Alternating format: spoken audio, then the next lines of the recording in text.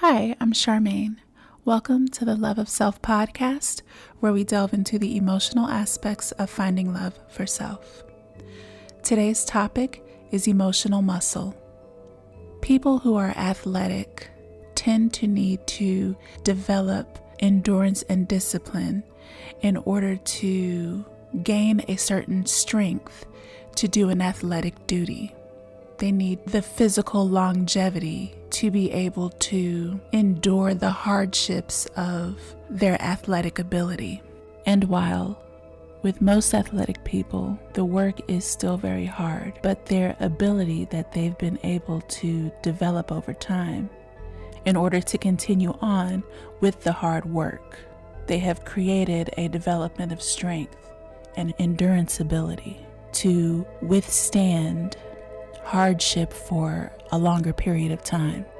They've been able to develop a balance within their core, within their foundation, in order to stand in strength, move with strength. They've developed a new discipline, a discipline of self to maneuver towards eventual success. I think these same concepts go with our emotions and the interactions that our emotions have with our behavior.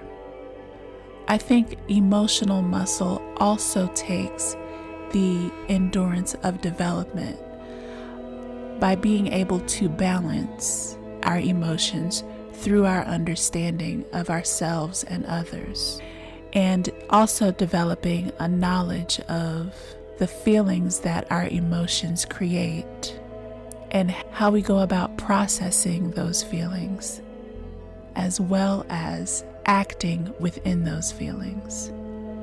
I think the endurance is the ability to sit with the emotions and really contemplate how and why we feel the way that we do, and whether or not we've acted on it in whatever way we felt necessary or not.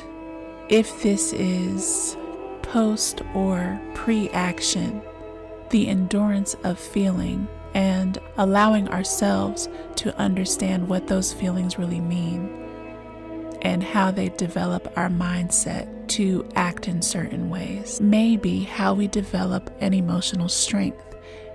It may be how we develop an emotional balance.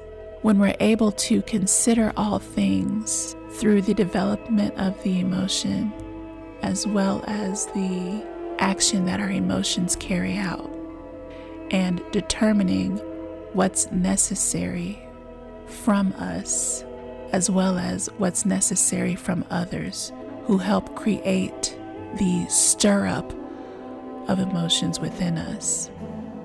The question is, are we able to understand ourselves through these interactions? Are we able to still see clearly when we're emotional? Are we able to interact with truth? Are we able to know when it's time to be firm or be soft through our emotions, in spite of our emotions or because of our emotions? Are we able to create balance within the situation? And there are plenty of times, I'm sure, where that's not possible. But I think it's always possible to consider things, even if it's after the fact, after the event. Sometimes it is necessary to just sit with yourself. Not every time, but a lot of times. We can ask ourselves, what are the strengths that can be developed within us through our emotional endurance, through the ability to grasp the truth and reality through what we feel? Are we able to grasp the justice within it, the fairness within it? Even though a lot of times emotions are brought up because we want fairness for ourselves, can we create that outside of ourselves with understanding the full truth of the matter? Or is it easier to take the easy way out and just appear emotionally strong? Does it feel good to bring in the fast track to look strong instead of the real organic depths of what's sitting there that creates all of this within us? Appearing strong can look like the fast track to emotional achievement. It can have the look of strength, but not necessarily the endured organic inner work that's needed to actually see true strength, to understand the development of our own mind, the work that it takes to develop an understanding, the discipline that it takes to be able to control yourself when necessary, and what that controlled interaction can bring to a situation. If I can still communicate with truth and insight through my emotional endeavor, through my emotional circumstance, through my emotional condition, I can gather a development of my mind just as I can my heart.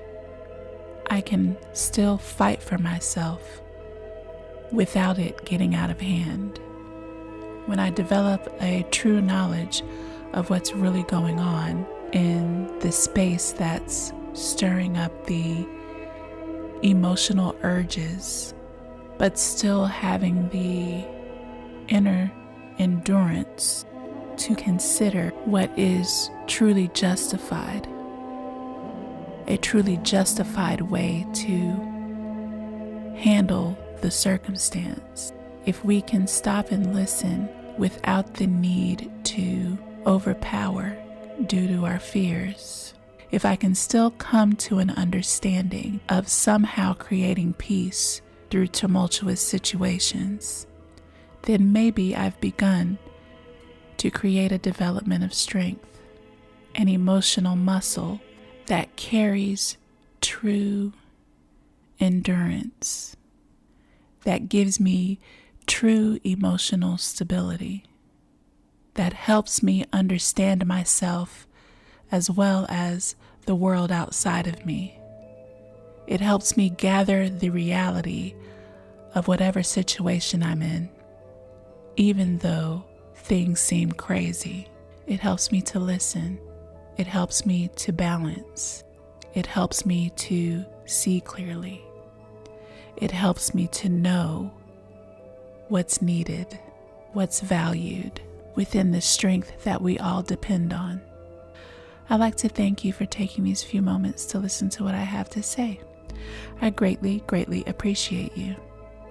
So, I'd like to ask you, what do you consider to be emotional muscle? Is it an action for you? Or is it a balance? Is it internal or external? Is it based on fear or endurance? How do you see your emotional muscle? How have you used it? How has it used you? How have you helped it develop its strength? And in what way? I'd love to hear from you. Please comment or email theloveofselfpodcast@gmail.com. Please remember, I am not a therapist. Also, my new book is out, Love Yourself, a book of poetry and spiritual writings for self-love. It's available now on bookbaby.com. Purchase link is in my Instagram bio. I wish you all peace, love, and joy, always. Until next time.